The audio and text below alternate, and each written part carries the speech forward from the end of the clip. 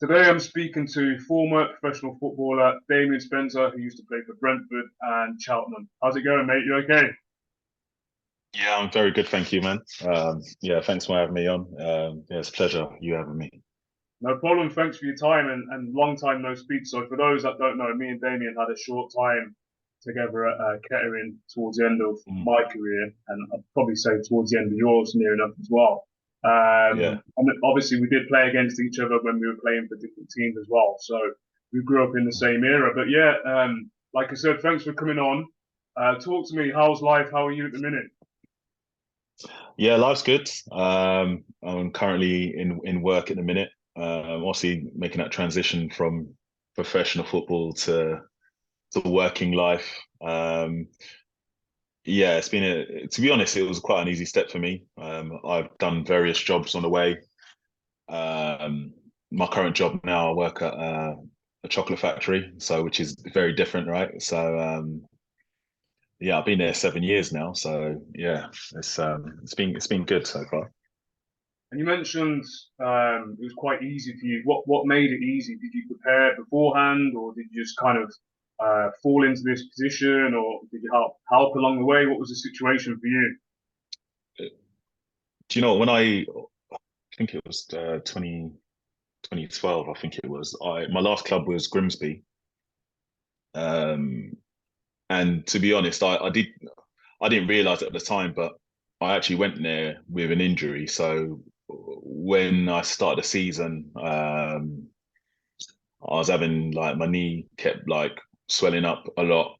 Couldn't understand why. I thought, well, I knew from the previous injury because I tore my PCL. So I thought it had healed up, but it just seemed like it flared up all the time. And I just kind of think that the managers at the time, because it was a joint management at the time in Grimsby, yeah, I kind of felt like they kind of had enough of me and decided to like end my contract. Well, they gave me the option really in January. Said, "Oh look, we'll terminate your contract now if you want."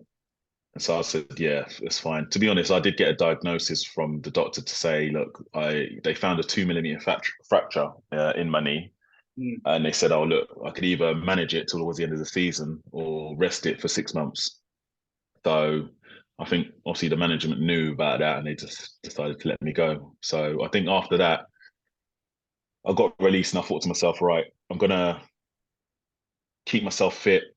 I won't bother try and join any clubs now. I'll probably wait till the summer and see what happens. But Mm. I think that when it comes to the summer and I was like searching around for clubs or uh, I don't know, I wouldn't say I was like, no, this is the end. I kind of thought, okay, I've still got a chance. I mean, I did get offered like for some non-league clubs, but wasn't really for me. Especially it was part-time as well. I wanted like a full-time club. Mm. But I kind of think that with my previous injury, I had 4 years prior to that, when I dislocated my left knee. I kind of knew then that it was like the beginning of the end because after that, when I left Cheltenham, I was only signing 1 year contracts at the clubs I was joining. So and it was well documented about my injury because at the time Crew tried to sign me and I failed the medical. I think they tried to sign me in the January transfer window and I failed the medical and yeah, and I think it was well documented. So I think everyone knew about it. So that's why I was just getting offered 1 year. And then I thought to myself, you know what, that's it. So it was weird because my mate from back home, he offered me a job at the time, and I thought, right, I'll take it. It was making airplane parts, Wow. which was totally yeah, no, it was different. It was like they made panels that go in the cockpits of different types of aircrafts. It Okay. was interesting. So it was like all the Airbus stuff, like fighter jets and Mm. helicopters and stuff like that. So it was interesting. I mean, it was weird because I was only meant to stay there for 3 months, but I ended up staying there for 3 years. Oh So wow. yeah, I know, right? So yeah, the transition into that. I mean, I always kept myself fit. I was always playing football. I ended up joining. Do you know what? Actually, when I left, I'll tell you, like when I left Grimsby, I ended up joining my very first club when I started out when I was 16. I Mm. went back to Windsor, and I mean they were already flying high in their league. They were second in their league. Their two strikers up front had 20 plus goals between them, and I went there and I was just sat on the bench, to be honest. And I was like, look, I can't argue because these guys are on form. They're scoring every week. Mm. So I kind of I think I only managed to play like a couple of games for him, to be honest, and then that was it. And then yeah, that's when I joined my mate's company, making airplane parts. Wow, that's crazy. And then how did Mm, it feel mm. to go from obviously playing football as you do as a professional and then going into the kind of the working world and the working environment? Do you know what? I didn't. It didn't bother me too much because I always had in the back of my mind that maybe there's a chance I could probably get back into football, and like I said, I kept myself fit. I was playing for. I think I ended up playing for I don't know, a local Saturday team, Mm. just trying to keep myself fit, ticking over. But I don't know. I think as time went on, it is like I was like, maybe this is getting away from me now. Maybe I should start thinking about another career. So the career I had after making airplane parts, I went into teaching, Mm. which was interesting. I actually really enjoyed it. It was I was a sports coach in primary schools. Okay. So yeah, so I was teaching like what from infants up till to year six. So and that, again, I did that for 3 years. Very Nice. much enjoyed that. Very much enjoyed it. To be honest, it was obviously teaching kids different sports. I mean, I Mm. love my sports, um, so I did that for 3 years. But then I did get offered this job at Mars at the time, Mm. and to be honest, I never thought I'd be a factory worker, like someone working in a factory. But I mean, the manager at the time that proposed it to me, he sold it to me in the end. We had a few conversations and he sold it to me, and I was like, right, I'll apply. And yeah, and it's been there 7 years now. Wow. And obviously Mars is obviously well known globally. Been around for Yeah. many years. So talk to me about what's your typical day at Mars? What does it look like? A typical day at Mars. So my role is I'm a lead operator. Um, I work with a team of people. Um, so in my department, there's about four or five of us because I work in the process end.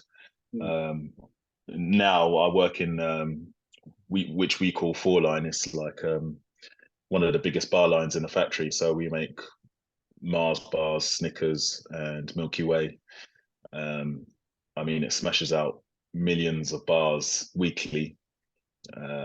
So yeah, there's a lot to do. It's a very busy line. It can be, but it can have its good days and its bad days. But Mm. it's good. It's an active job. Um, I mean, it's a 12-hour shifts. It's 2 days, 2 nights, so then you get 4 days off. So it's quite a nice Yeah. luxury Interesting. to have that. Okay. And do you get any like freebies or anything? Oh yeah, yeah, yeah, yeah. We get like a chocolate allowance, right? But I'm not a massive chocolate fan, so chocolate is wasted on me. Like, I mean, I get the chocolate. I ended up my family has it, or I give it out to the neighbors and stuff. So yeah, for me, Wow. I don't eat. Oh yeah, I don't eat it. Wow. If that was me, I'm the total opposite. I love chocolate, so I'd be smashing that on a Mm, weekly basis. mm. So I know you mentioned your transition was quite seamless, pretty easy from your perspective. Mm. Did you get any help along the way? Did you speak to any like organisations like the PFA or former players that you played with who made the transition already? Or Do you know what? I didn't. I actually didn't. I kind of went into it thinking. Do you know what? In my mind, like, I mean, I think after I injured my left knee, which I dislocated, I was thinking to myself, right, I need to start thinking about what I do next. And to be honest, teaching was one of them. hmm, So um, one of my previous colleagues, I think it was Julian Alsop, he set up a little like a study, and he set up his own business like a for ex professionals to like study. So I started studying teaching. Unfortunately, that the course didn't come to the end. Didn't get to finish it, but I Mm. managed to do quite a lot of the course, which was good. And it kind of worked out well. It was like one day a week. I got my time off from work to go do that, so I'd have to travel up to Cheltenham once a week to go do that. I don't know how long we did it for now. It was probably about a year we did it for. So, but I gained a lot of experience from that. Obviously, took Mm. that into my job after I left the aerospace place. But it did help me along the way. Yeah. Awesome. And talk to me about your transferable skills. So what have you taken from football that's allowed you to kind of transition into those particular roles that you just mentioned? Yeah, I think my one is obviously it's all about the team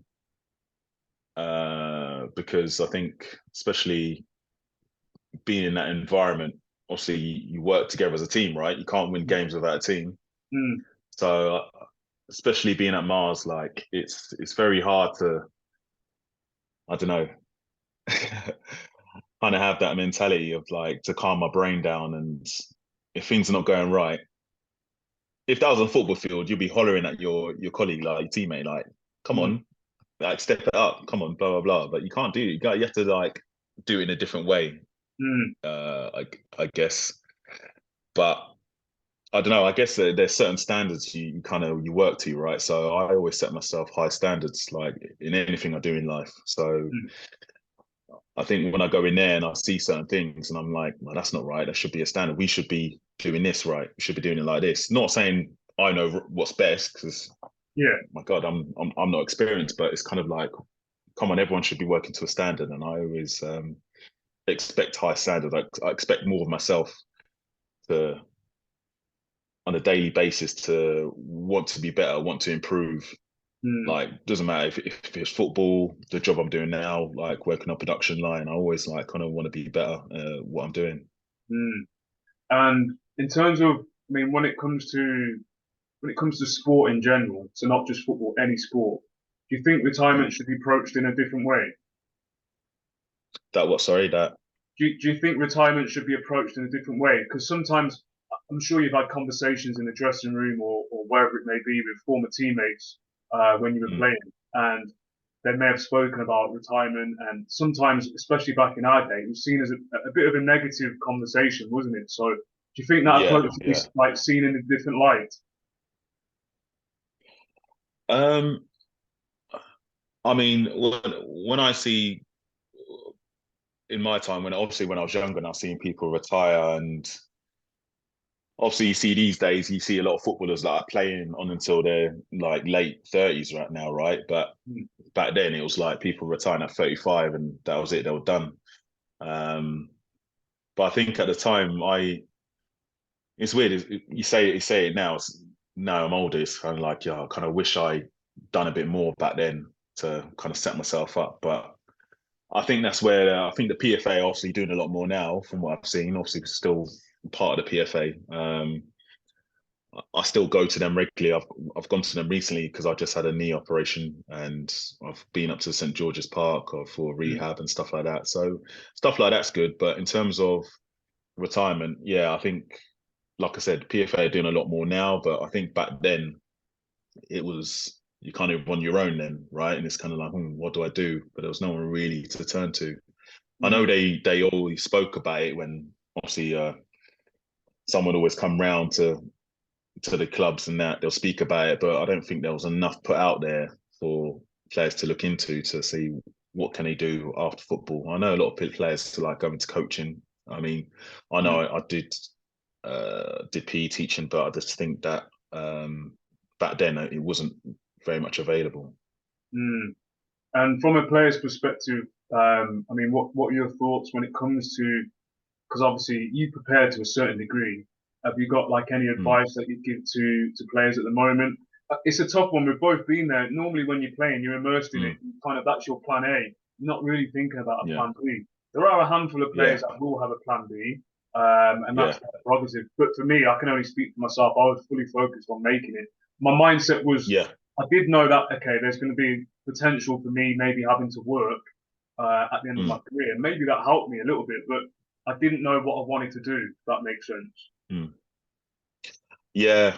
Yeah. I just think that anyone who's in football now, I mean, like I said, there's lots of things that you can go into with the PFA. They offer you a lot of courses now to do. Obviously, they fund it or part fund it now. So, I mean, I've looked on the website recently, and there's a lot of stuff on there, and I'm thinking, oh, wish I could. I mean, I still probably could get into it now, Mm, but I just say like anyone who's playing now, yeah, definitely prepare yourself early doors for like what you want to do after football, whether that be coaching or I know some people are going to property. There's many things that people can do. mm, But for me, I'm one of those people who are I'm a believer um, in what's the saying? What how's it go? It's yeah, any you can do anything you put your mind to. mm, So for me doing my job now, I mean, what did I know about mechanical stuff? I didn't I didn't go training for that, mm, but I kind of learned. I picked things up quickly, and I was very determined to try and well be up there with the best people, like mechanically. I mean, I'm still learning now. mm, I'm not saying I'm the finished product at all. I'm far from that. I mean, there's people at Mars I've worked there like 30 odd years, mm, and some of the stuff that they show me these days, I'm looking at it thinking, boy, you know a lot, man. mm, You just instantly know what to do, and honestly, I take that on board definitely. 100%. And am I right in thinking that you had a short spell or a spell in college, sports science? Yeah, so that was something I did. That was something I did when I was at Bristol as a scholar. As a scholar, as a YT, shall I say now? Mm, Um, yeah, I did the sports science degree, and to be honest, there's still little things that I do remember from that course, mm, which yeah, that I kind of transition into, especially what I do now, like when I did with the PE teaching. mm, Um, but yeah, that was a, a long time ago. But I know I've gone what merit did I get a merit or distinction? I can't remember. I mm. mean, it was that long ago. I mean, to be honest, also everyone did the college, but all we wanted to do back then is just get on the training field and to Yeah. kick a ball, right? So we did what we had to do in college. Um, it was fun. We did go to one of the best colleges uh, in Bristol because we went to Clifton College, and that was like high up there, right? So Mm, yeah, and I think, but I know some of the boys I played with, they've gone on to some are football agents, some have gone into property, some are gone into coaching, like they're still coaching now or managing mm. in a professional league. Do you think more help's needed for professional athletes when it comes to approaching or going through the transition from sport to another career? Yes, I think a lot more could be done in terms of, I mean, I know I've been out of the game a long time, but I know because I was a delegate one time for when I was at Aldershot. Mm, And then I know going there, going to the meetings that they have in Manchester, and I'd come back and I'd feed back the information I got from that meeting. I think, I mean, I know it's a lot for a delegate to do because all they want to do is play football, right? yeah. But I don't know. I don't know if the PFA should do more in terms of going around to the football clubs and talking to the players and saying, look, even individually, and just saying, look, these are the things that we have readily available for when you do retire, and just see then just give them the options of what they want to do. Mm. It's a tough one as well. I mean, there has to be an element of help and assistance from organisations such as the PFA and all the other ones that we're kind of familiar with within football and also outside of football in other sports as well. But also there has to be an element of wanting to seek that information from the actual individual Mm, themselves. yeah, yeah. It's a tough one. For me, it was always, I did have a look at some of the courses when I was playing, especially towards the end of my career, but at that time it was like you said earlier, they would fund the PFA would fund 50% of it, and it was a Mm, situation where I couldn't afford 50%. Some of these courses like two, three, £1,000 Yeah. and Yeah. more. So I didn't have that kind of money just sitting around. So that was always a kind of a sticky point for me, and I'm sure I wasn't the only one to experience that. So Mm, it's a tough one, and mm, they are doing a lot more now, and there's a lot more information out there from them and other organisations as well, which is great. mm. So yeah, talk to me then. So just promote again where you're at. So, because obviously we're coming to the end now. So just let everyone know kind of where we can find you on the socials, if you're on social media, and also obviously where you're working and obviously what you're currently doing. Yeah, so my socials, I mean, I'm on Facebook, I'm on Instagram, I'm on LinkedIn as well. Oh my gosh, I'm trying to think where else I'm at. I mean, those are the ones I deal with. Not so much Facebook, maybe Instagram. But I know I keep it private. But I'm on LinkedIn. People can find me on LinkedIn. Being at Mars now, so I'm on very linked up with Mars. So yeah, I don't know if there's any other social media. Like I'm out of touch. I'm not on TikTok or anything like that. You know what I mean? Yeah. Yeah, I'm signed up to it only because like people send me stuff along sometimes and like, oh, I have to sign in, right? So yeah, I'm not really on TikTok that much. No, awesome. No, I really appreciate your time. Last but not least, again, just give us, if you've got any advice for any kind of sportsmen, sportswomen out there, whether it be at the start of their career, middle, or towards the end. What advice have you got? Again, just touch on it in terms of assisting them with their transition from sport to another career.